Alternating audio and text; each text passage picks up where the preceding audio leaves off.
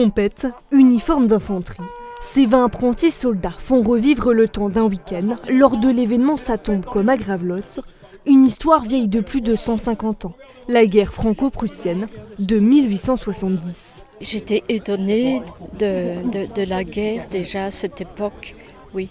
Des blessés, certainement les souffrances des hommes, des chevaux. Pour se remémorer ce moment oublié, pas de coup de canon à cause d'une interdiction des feux en raison de la sécheresse, mais installation d'un bivouac reconstitué. Derrière moi, on a une tente plus sur la conscription, donc avec la toise, le tirage au sort, comment se faisait à l'époque la corporation. Et en face, on va plutôt montrer la vie en campagne, avec aussi toutes les armes de la guerre de 70, l'évolution de l'arme. On présente quand même la pièce de 4, la particularité du canon français par rapport aussi au canon prussien et l'emploi de cette arme. À travers les yeux candides de Pierrot, un jeune conscrit rêveur, la compagnie des miracles plonge les spectateurs au cœur des combats. Les blessés affluent par centaines. Les ambulances restées à l'arrière ont entamé leur demi-tour. Et c'est une ligne ininterrompue de voitures, de chevaux et d'hommes qui s'étale sur des kilomètres. Un spectacle narratif et immersif. Je voulais faire quelque chose qui soit spectaculaire et en même temps respectueux. Là, on est dans l'évocation, on n'est pas dans la reconstitution. Donc pour moi, c'était important en fait de plonger le spectateur dans une ambiance afin de leur faire revivre. Et c'est pour ça aussi que le texte, je l'ai écrit à la première personne, au présent, pour faire revivre en fait le spectateur, en fait ses souvenirs, qui sont des souvenirs partagés avec tous ici, vraiment au présent. Des interprétations, mais aussi une commémoration. Une gerbe de fleurs a été déposée au cimetière militaire pour rendre hommage aux 5237 Allemands et 1146 Français, tués lors de la bataille sanglante de Gravelotte le 18 août. C'est vraiment un point important d'avoir nos amis allemands à nos côtés pour célébrer cette commémoration qui est aussi importante pour eux que pour nous. Parce que on a perdu de chaque côté des hommes et des femmes, donc c'était vraiment un moment historique qu'on se doit de souligner et qu'on se doit de perpétuer. Et qu'on doit faire preuve de bienveillance, de courage, parce qu'en fin de compte, nous sommes tous des passeurs de mémoire. Ce devoir de mémoire est perpétué par le musée de la guerre de 1870 et de l'annexion pour la 5e année.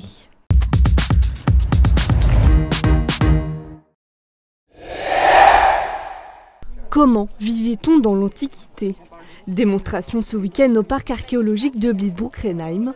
À l'occasion de l'événement Destination Moselle Vita Romana, plus de 150 artistes et bénévoles ont fait revivre une page de l'histoire gallo-romaine. Grâce à des recherches historiques et archéologiques, on sait que ces Gaulois du 1er siècle avant Jésus-Christ étaient des agriculteurs. On est très loin du cliché du sanglier, etc. Parce que le sanglier pour le Celte est un animal sacré, donc il n'est pas consommé. On a affaire à des éleveurs qui élèvent eux-mêmes leurs troupeaux, moutons, cochons, chevaux. Pour cette 24e édition, les Grecs ont monté pour la première fois leur propre camp. Leur savoir-faire, le tissage, la taille de pierre et surtout l'écriture. Le L, c'est un V à l'envers, c'est un lambda en grec. Les Grecs vont développer des manières d'écrire leur langue qu'ils prononcent surtout avant d'écrire. Ils ont trouvé notamment, grâce à leurs échanges avec les Phéniciens, ils trouvent un alphabet, alors qu'avant ils écrivaient avec un syllabaire qu'on appelle le linéaire B. Un alphabet qui est un alphabet phénicien. Et petit à petit, durant le 5e siècle avant Jésus-Christ, on passe d'une société vraiment orale à une société écrite à la toute fin, avec Aristote qui lui, par contre, écrit aussi ses leçons en même temps qu'il les prononce. Des mots remplacés par des armes sur le camp romain. Une vingtaine de figurants, côte de mailles sur le dos et boucliers dans la main gauche, exposent leurs plus belles manœuvres militaires. On essaie de remontrer quelque chose de plus réaliste.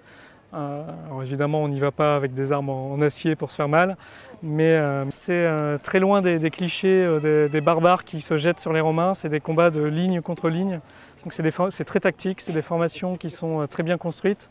Et le but est de déstabiliser la formation adverse et donc de remporter plus le terrain que de tuer l'adversaire. Cette plongée dans l'époque gallo-romaine a envoûté entre 4500 à 5000 visiteurs en seulement 2 jours.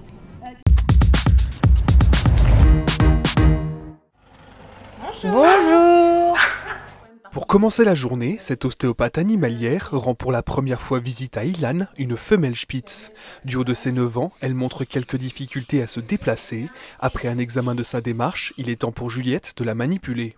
C'est un chien qui a des problèmes de rotule, donc du coup on va travailler sur la hanche. Elle est assez figée, donc là je mobilise la hanche pour redonner un peu de mobilité et je masse du coup autour. Après de longues minutes de papouille réparatrice, il est temps pour Juliette de filer vers son second rendez-vous. Son prochain patient s'appelle Sanka. J'ai remarqué en fait qu'il commençait à boiter du côté gauche, alors au niveau aussi de l'arrière-train et puis devant c'est par intermittence. Ok. Sa maîtresse fait suivre son staffy depuis ses premiers mois. L'ostéopathe recommande effectivement 2 séances par an pour chaque animal afin de prévenir des déséquilibres articulaires. Juliette s'occupe de chiens, de chevaux et même de vaches depuis 5 ans. Elle a découvert ce métier lorsqu'elle a elle-même eu recours à un ostéopathe pour son cheval. J'ai toujours voulu faire quelque chose avec les animaux, donc du coup c'était veto, un peu comme le rêve d'une jeune fille quoi, qui aime bien les animaux forcément. Et du coup quand j'ai vu ce métier-là, quand je l'ai vu manipuler mon cheval, je me suis dit ouais, en fait c'est super quoi. Et j'ai commencé une école à Rennes sur 5 ans. Travailler avec les bêtes c'est quand même vachement bien, surtout que quand on voit qu'il y a du résultat derrière, c'est cool quoi. C'est pour ça qu'on fait ce métier-là aussi quoi. La profession est même aujourd'hui reconnue par l'ordre des vétérinaires qui oriente régulièrement les propriétaires d'animaux vers les ostéopathes. Dans certaines situations, l'intervention de Juliette est même cruciale. Emmanuelle, malvoyante, a fait appel à ses services pour faire une visite de contrôle de son chien guide. Assis. Voilà. Oui, Juliette. Oui, oh là, Juliette. Juliette répare les petits bobos d'Inouk depuis qu'elle a lancé son activité pour le plus grand bonheur de sa maîtresse. C'est très pratique parce qu'elle est très rapidement chez moi et on se voit régulièrement parce qu'un chien guide qui présente une boiterie, c'est un chien guide qu'on mettrait en retraite par exemple, puisqu'on ne va pas faire travailler le chien s'il n'est pas bien. Ainsi, Juliette permet à Inouk de continuer sa vie de chien guide auprès d'Emmanuel. Après la consultation, le labrador lui rend bien et a même du mal à la laisser partir pour ses prochains rendez-vous.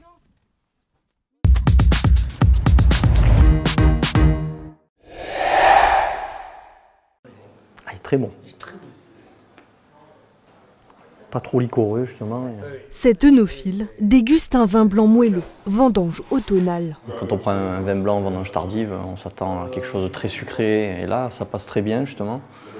On sent un peu d'acidité sur la fin, donc vraiment très très bon. Mis en bouteille par le domaine de la Mission de Croix, ce moelleux est unique grâce à sa vendange tardive. La récolte se fait 1 mois après une vendange classique. Ça fait ce qui permet que le raisin va passeriller. Passeriller, ça veut dire qu'il va se flétrir, il va perdre de l'eau.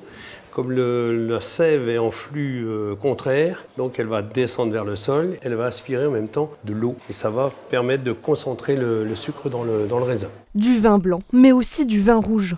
Au total, le viticulteur propose à la dégustation une dizaine de grands crus, à l'occasion de la première édition des dégustations de Malbrouck. Son voisin, la brasserie Papillon, expose des bières simples et contemporaines, brassées avec du houblon et des fruits de producteurs locaux.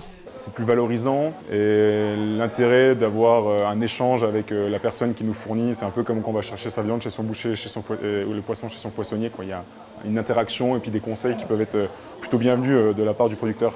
Parmi les tendances éphémères du moment, la bière à la fraise aux arômes subtils et légèrement acides. Brassé avec 130 kg de fraises fraîches de la ferme du Chambéron, ce qui équivaut à 13%, co-fermenté avec la bière pendant 5 jours, puis élevé 6 semaines en cuve inox. Ces dégustations de vin et de bières labellisées Moselle sont organisées tous les dimanches d'août, de 10h à 15h, au château de Malbrouck.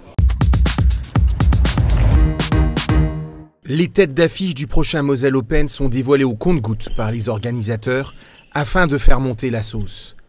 Après le tenant du titre, le Polonais Hubert Hurkacz, le numéro 1 français Gaël Monfils et le prodige italien Lorenzo Musetti, Julien Bouter et son équipe ont sorti du chapeau Karen Khachanov. Le Russe viendra pour la 2e année de suite à Metz. Le vice-champion olympique de Tokyo tentera de faire mieux que son élimination au 2e tour face à l'Allemand Peter Gojowczyk. Le casting complet de cette édition sera dévoilé le mardi 23 août sur Moselle TV à 18h30.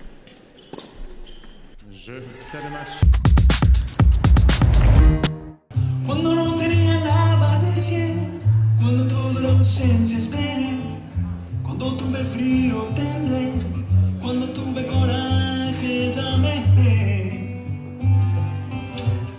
cuando llegó carta la abrí,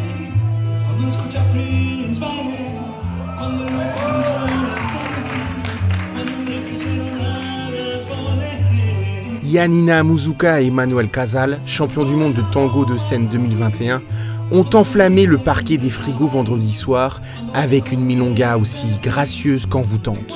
Un spectacle unique, magique à Metz, qui se poursuit cette semaine avec des cours et des démonstrations. 16 pompiers mosellans qui étaient partis pour combattre les incendies en Gironde sont revenus samedi dans leur caserne. Les soldats du feu de la colonne Est Bravo étaient en soutien de leurs collègues girondins depuis le 7 août dernier. À leur retour en Moselle, ces derniers ont été accueillis par des représentants de la préfecture et du conseil départemental qui ont notamment loué leur engagement et leur courage. Dans le même temps, ce week-end, d'autres équipes mosellanes sont elles aussi parties dans les Vosges pour lutter contre les feux de forêt qui sévissent dans le département voisin.